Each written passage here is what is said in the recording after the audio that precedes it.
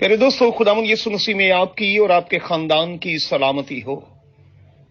میں UAE سے پادری ولیم جان ایک بار پھر آپ کی خدمت میں حاضر ہوں ایک اور مارننگ ڈیووشن کے ساتھ۔ میرے ساتھ دیکھیں پرانے عہد نامہ میں سے یونا کی کتاب اور اس کا پہلا باب۔ آج صبح کے لیے ہمارا مضمون ہوگا ہماری نافرمانی کے باوجود بائبل کا خدا ہمیں کبھی نہیں چھوڑتا۔ یونا کی کہانی پر غور کرتے ہوئے میرے دوستو ایک بنیادی بات یاد رکھیے گا۔ You can run but you can't hide. ہم خدا سے بھاگ تو سکتے ہیں لیکن ہم اس سے چھپ نہیں سکتے۔ اچھا غور کریں، خدا کی طرف سے یونا کے لیے جو کمانڈ ہے وہ بڑا کلیئر ہے۔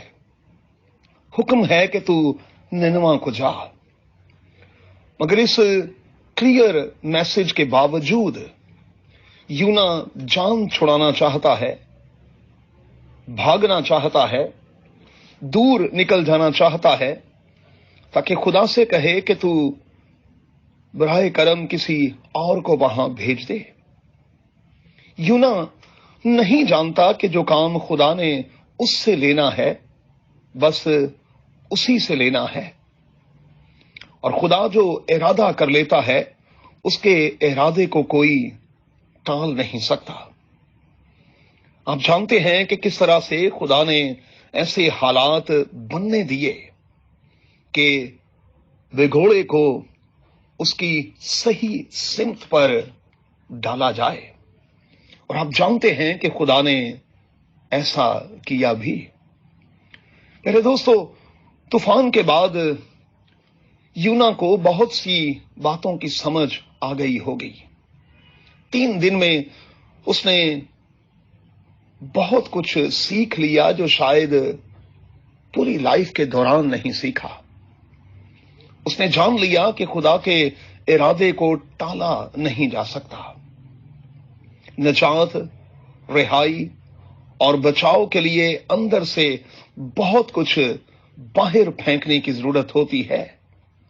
باہر پھینکیں گے تو بات بنے گی۔ خدا چاہتا ہے کہ ہم اپنا رویہ تبدیل کریں، اور یہ کتاب ہمیں یہی تو بتاتی ہے کہ نینوا کے لوگوں نے اپنا رویہ تبدیل کیا۔ وہ خاک اور راکھ پر بیٹھ گئے، انہوں نے توبہ کی اور خدا نے اپنا ارادہ تبدیل کیا۔ یونا کے بارے میں اور آپ کیا کہیں گے کہ وہ ذہنی طور پر تبدیل ہوا یا کہ نہیں؟ کیونکہ یہ کتاب ایک دم اور خاموشی کے ساتھ ختم ہو جاتی ہے۔ میرے دوستو، آپ اس کتاب کو پڑھنے کے بعد کیا سوچتے ہیں کہ کیا جو لیسن بائبل کے خدا نے یونا کو دیا کیا اس نے لے لیا؟ جو لیسن بائبل کا خدا اسے دے چکا تھا کیا اس نے تسلیم کیا، اسے قبول کیا؟ آپ اس حوالے سے کیا کہتے ہیں؟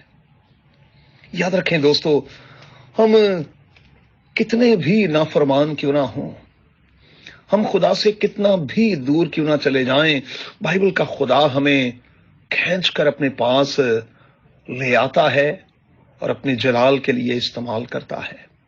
وہ ہمیں استعمال کرنا اور دوسروں کے لیے رہائی اور بچاؤ کا باعث بنانا جانتا ہے۔ وہ میری اور آپ کی بدولت زندگیوں کو، گھرانوں کو بچانا چاہتا ہے۔ لیکن کیا میں اور آپ اس بڑے ٹاسک میں اپنے رب خداوند کے ساتھ ہیں؟ آج کے دن میں ذرا چیک تو کیجیے گا۔ قادر خدا آپ کو بڑی برکت دے۔ اپنا بہت خیال رکھیں۔ آمین۔ میرے دوستو،